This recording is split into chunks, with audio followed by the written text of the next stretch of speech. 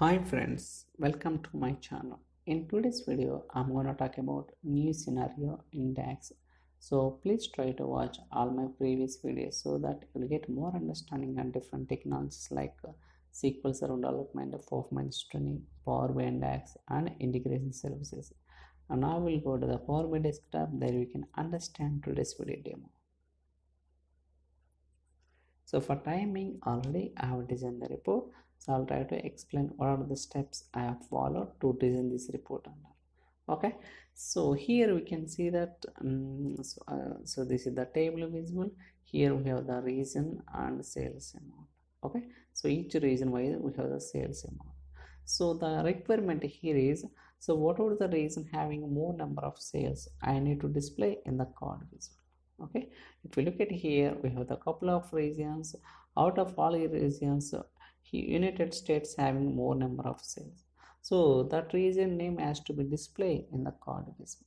So that is the requirement. So for that, so I have written some measures, so I'll try to see that. So the first measure is a rank result. So try to zoom in so that we can see clearly. So basically here, so I'm trying to generate a ranking for each region wise. Here I'm trying to find so ranking for each region wise based on the sales amount in a descending order. So it means that whatever the region having more number of sales will get the rank 1. Okay, so same thing we have. So drag into the report canvas. Now we can see that. So here 1 2 3 4 5 6. So United States having the more number of sales, we got the rank 1, and Australia rank 2 3 4 something like that. Again, so I have created one more measure. So basically here I'm trying to filter, so what are the region having rank 1.